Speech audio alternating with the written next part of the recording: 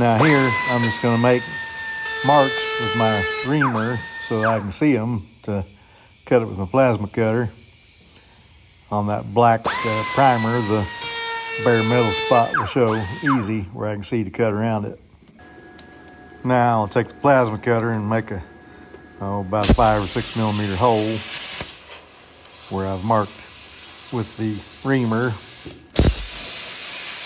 Then I take the plasma cutter and just make a nice little circle around that mark and have a tiny little hole to weld up. Literally nothing to it the way I do it. If you think when I weld up these holes that it ain't a good solid weld, well, you're a moron.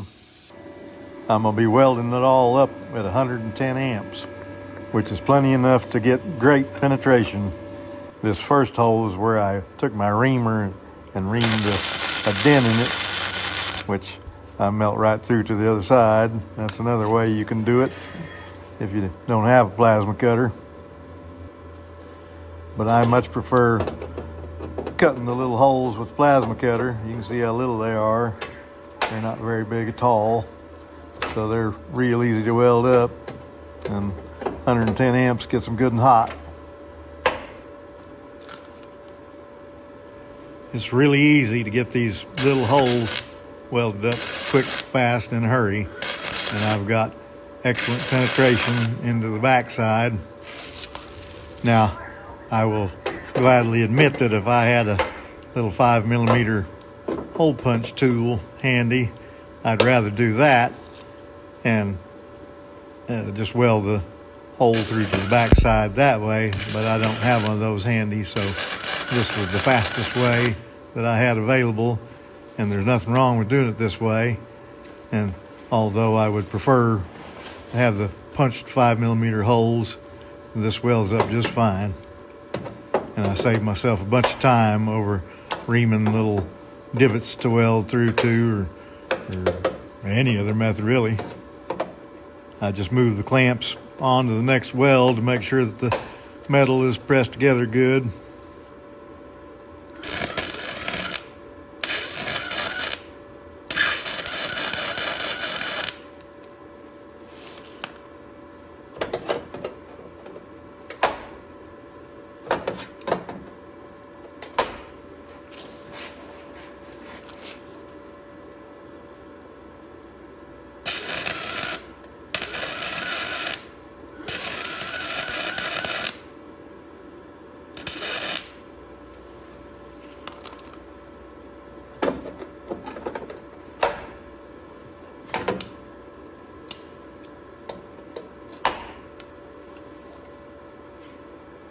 If you know anything about welding, you know that 110 amps will blow a hole through 18 gauge steel dang near instantly. So this double wall is what's keeping this from blowing away while I'm welding.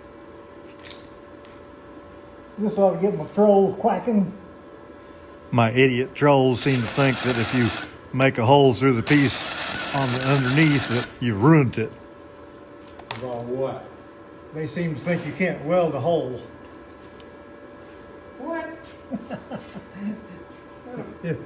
When I'm drilling spot welds or something, yeah, and I go through both pieces, I've ruined the back piece by putting a hole in it.